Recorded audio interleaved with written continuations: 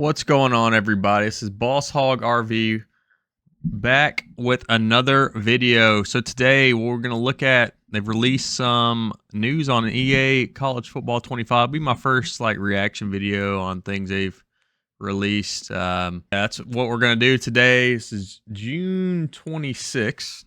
So they've released a couple things in terms of toughest places to play and sight and sound video deep dive blog. So we're going to be going over that in this video. First thing I want to do, though, is thank all the new people that have subscribed to the channel and everyone that has also just even watched my videos. I have the little ticker over here, and it shows me how many views I've had on videos. It's kind of crazy to me just what it's grown into. But make sure to like, leave a comment, and also subscribe, and that just helps support what I'm doing. And let me know, what you think. So maybe even question for this: what mode are you going to play first when you open this game up on your PlayStation, on your Xbox? What mode are you most excited for? So with that, let's get into it. So I'm going to start off top 10 toughest places to play. And coming in number 1, Kyle Field, Texas A&M, followed by Alabama and Tiger Stadium, LSU, all SEC teams. Georgia's up there, number 5. So I don't really have any particular, oh, I'm so upset someone is not number 1, whatever.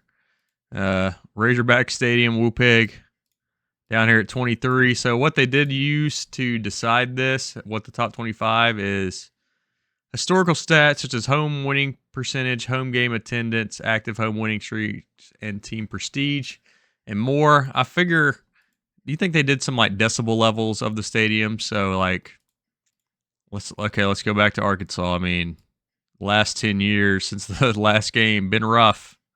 But when the stadium's rocking, it's going. It's loud. So anyway, but what do I think? Maybe my opinion, really, I don't have much opinion. I haven't been to a lot of these stadiums, or basically any of them.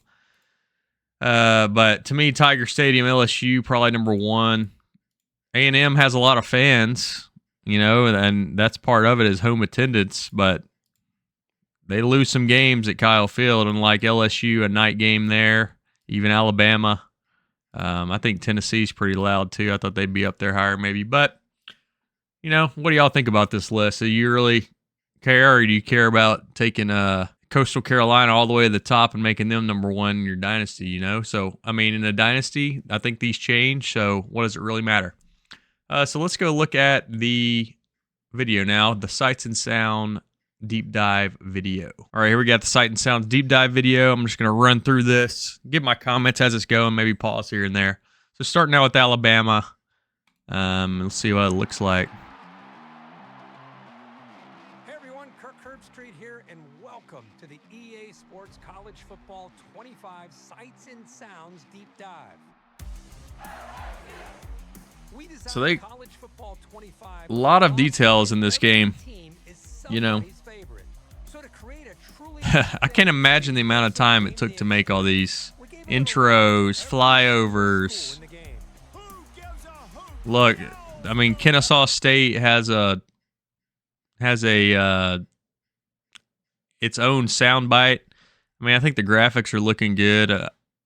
Just overall, Adidas gloves, Adidas logos. I mean, they got the mouthpieces, these towels. If you're a customization guy, it's looking pretty good in terms of just the visuals of the game. Oh, look, there's even hand signs for Kennesaw State. I mean, ad. No, it was an ad. That was them how they recorded it. So they mocapped a bunch. How would you like to be a mocap guy? I wonder how much they got paid. So we saw this in NCAA 14, even before those, the entrances of the bands and things, and like the Ohio.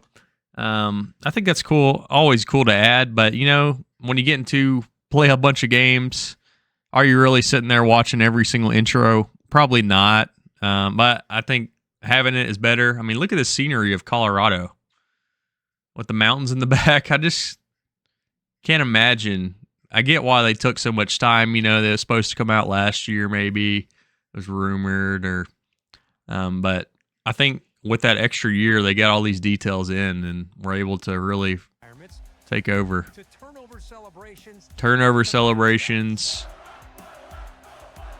Finer details like crowd theming, touchdown traditions, and rivalry. Yeah, Travis Hunter right there. Set the game day atmosphere.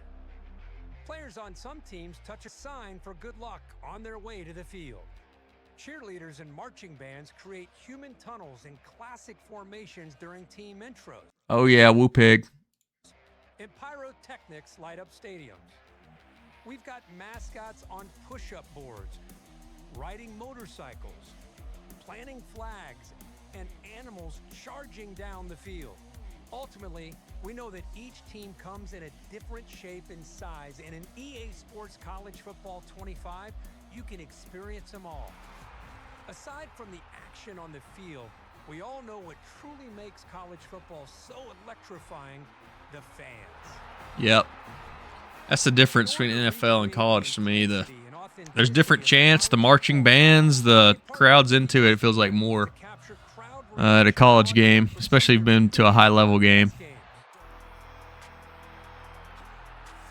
So, yeah, this is Penn State's. I guess they had to delay a game last year on Michigan. You'll be greeted by a colorful crowd theme painting the seats. Whether it's a they got the blackout, whiteout, the alternating colors. I mean, everything you see in a college football game nowadays is right there. Dynamic wardrobes that change based on the conditions, and custom chants. Custom chants. I mean, so with this, you know, it's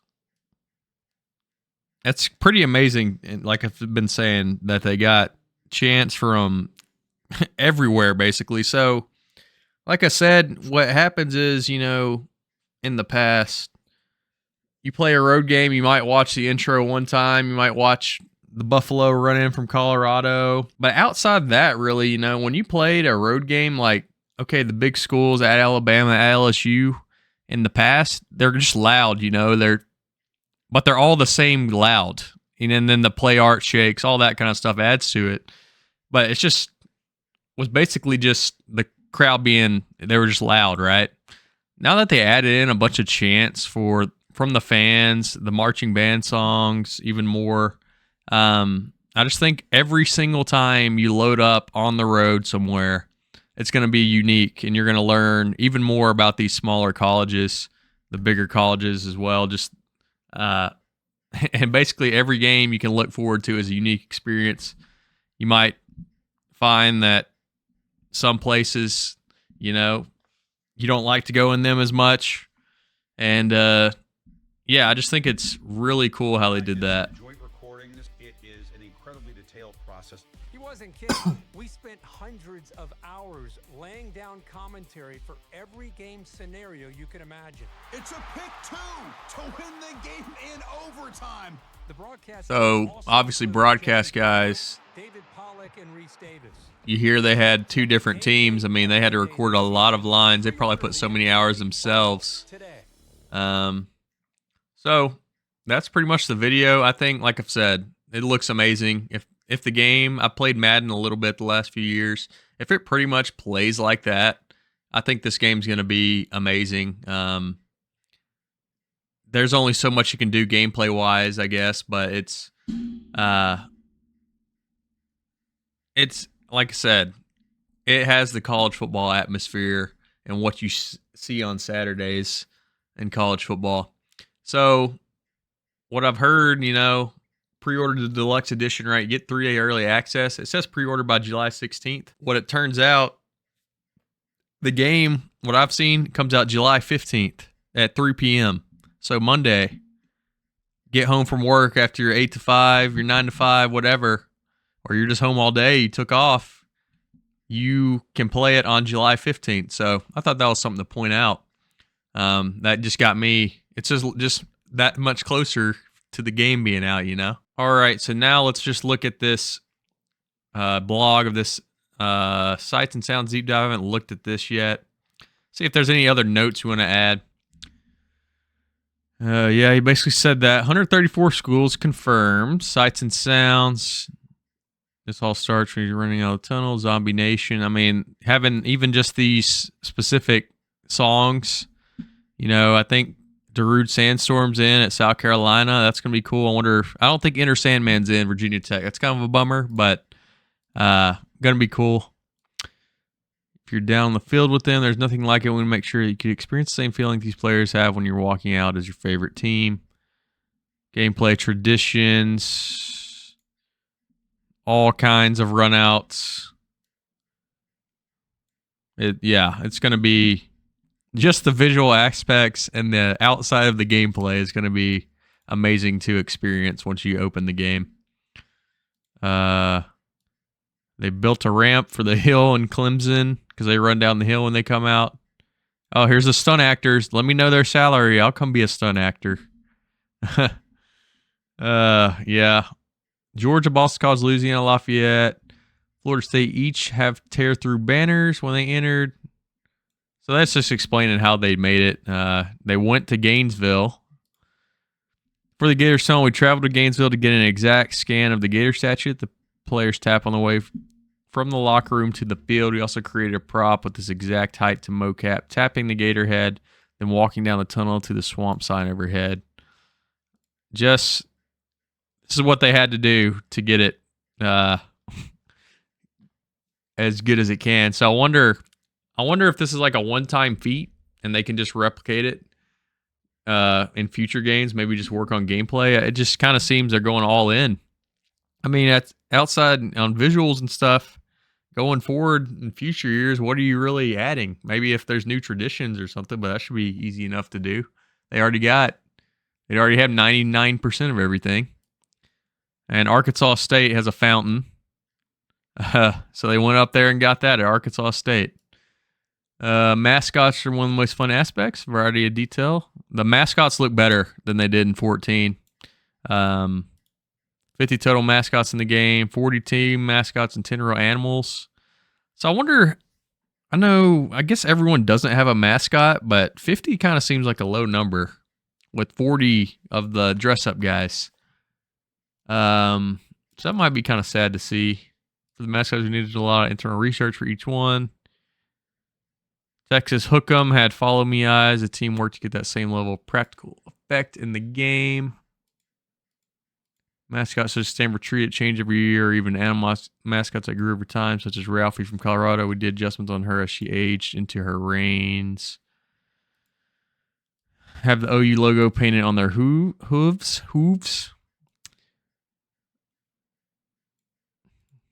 But 40 out of the 130, I'm pretty sure there's more mascots than that, but I don't know. Talk about team developers, what we mean. One of our developers got in action as a standstill to ensure all animal runouts. Okay. Shout out to Stu Dubs. Okay, they have 40 mascots. Is that my biggest complaint so far? Okay, I guess that's not too bad, huh? But the new era of traditions, turnover and touchdown props. All this action takes place during gameplay, and examples of what you might see are the chainsaw, championship belt, basketball hoops, and even a throne. Where you play on is one of the most important aspects. We're proud to say that we worked hard to deliver as many stadiums with as much accuracy as possible. This was achieved by visiting local venues such as University of Florida to gain detailed references from every corner of the stadium that we could possibly find.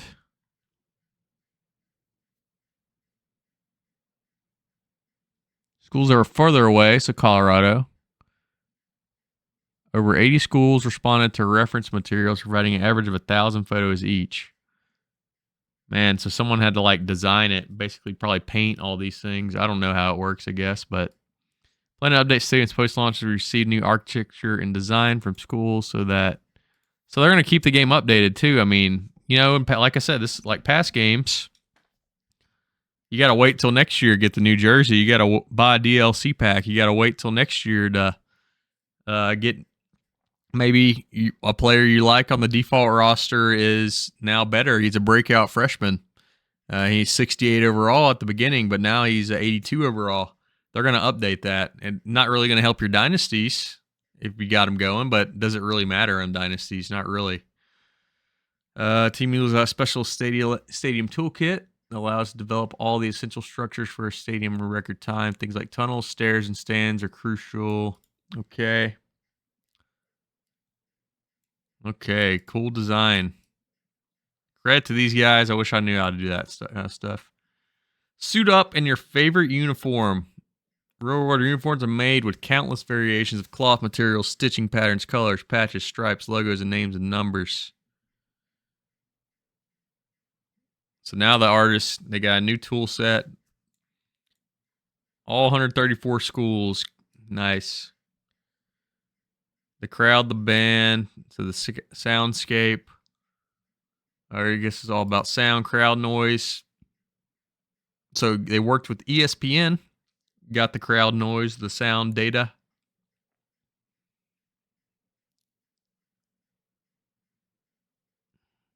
They were at the 0-2 LSU Alabama overtime game that LSU ended up winning. So they ended up going to every single school. So 41 games in places, different places. So they just got a lot of sound data. But they did get the chants, fight songs. I wonder what the menu music's going to be.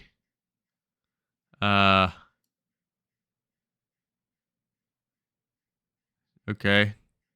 I'm not reading every paragraph. I'm just reading it in my head, but 180 school band songs and drum grooves, including all 134 fight songs, are in the game.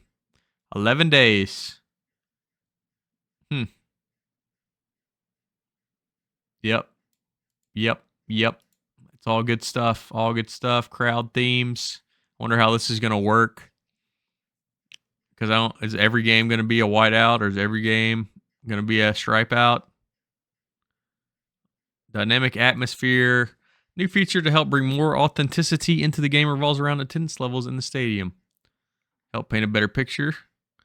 Here is a great example for one of our team member who's playing Dynasty. How dare he play Dynasty before the game comes out anyway. During the first couple games, stands were not very full, which had a lower stadium pulse. Once he landed a big win on the road at Indiana, and they were 7-0, stands become full, so that is a good feature to have in the game. You're not always going to be stuck with the 12 fans at FIU or however many their average is. Sorry, FIU fans.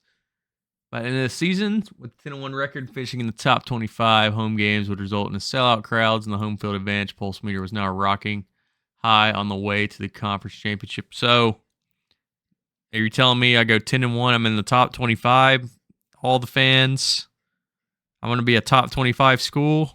Probably not. It's going to be higher than what you started out the season, but I figure as if you had continued success, it'd probably stay higher. Maybe it stays higher for the next season. Because, if FIU, Conference USA, or Sunbelt team, I've been in a couple games in there, whether the team's 10-1 or 5-6, it's not exactly going to be sellout crowds. I'm just from experience. It'll be more fans and they'll be louder, but they're not going to be a SEC level all of a sudden loudness, because one, they can only fit that many students in the stadium or people in the stadium. But so they got all the band section, away visitor section, and student sections all in the right spots. There's pom-poms in Tennessee and Michigan, towels in South Carolina, and tiger tails for Mizzou. Student section's lifeblood stadium brings it. Catcher both males screaming at the top of their lungs to create high-intensity third down moments. Surrender Cobra is in the game, man. Wow. Hand signals. So each team has hand signals. They got the U, of course. They had that in the past. They've got New Mexico State guns up. So, and a lot more. Here's the entire list. If your team's on there, let me know. Chants. Of course they got all the chants. I mean, come on. Capturing over 220 chants for the game. Mere time to the mass crowd movement, like "Let's Go Blue," with the crowd pumping their arms into the air 3 times, or the war chant with the whole stadium doing the tomahawk chop. SEC schools chanting SEC, SEC. I mean, come on. This is the little bitty SEC schools doing this. This ain't the Alabamas and the LSUs of the world doing this. But anyway, I guess that'd be cool. MIZZOU. That's what I'm saying is all these chants. I mean, like I said in the past, you go to SMU or I can't remember them chanting SMU like this. Texas State, same thing. So every stadium's going to be unique. We already know about the iconic voices in the booth. They'll be in your Dynasty and Road to Glory seasons. So it's going to be fresh. It should be fresh, between the two guys. 68,000 lines, 870 hours of recording. And it was mostly in their homes. Interesting. We know the week games are happening at all times through studio updates. That's confirmed then. Studio updates. Kevin Connors is in. Talk about upsets, kind of like they had in NCAA 14 and before. For Online Dynasty, hear about scores from other members of Dynasty if they have already finished their matchup. That's a cool little feature there.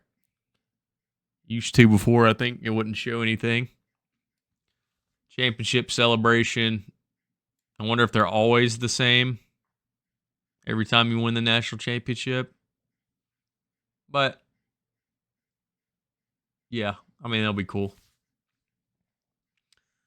Oh, man, it just keeps going. This thing never ends. So they got the picture-in-picture on the play screen, stat comparers. So you're going to have so much information coming to you on the play call screen, which is something, gives it a little bit more life, in my opinion, a little fresh. 400 panels of different things. You're going to see players around the country on this thing. So that's cool, along with the studio updates. We can't wait for you to experience this. Truly the most authentic and unique college football experience ever produced. Next up, our incredible teams over on the Dynasty team. Here we go. This is what we want to know. This was what we want to know right here. Deep dive in Dynasty. That's the big one. I think, sum all this up, you can't go wrong with what they've done in terms of presentation, all the chants, all the sights and sounds, all the music, all the fans. It's going to be a crazy atmosphere when you step into a game here. So that's going to be it for this one, guys. Next week, hopefully, maybe even later this week, and I'll provide another video. But deep dive into Dynasty mode. That's what we want to know. We're Dynasty. Online dynasties, regular dynasties, rebuild dynasties, whatever. This is the meat. And we're going to really learn a lot more about the game and see how we're doing. But like I said, that's it for this episode, guys, or this recap. I want to thank y'all for watching. Like I said before, make sure to like, leave a comment, subscribe. Tell me what modes you're most interested to play when you boot up the game. Y'all have a good one. Bye.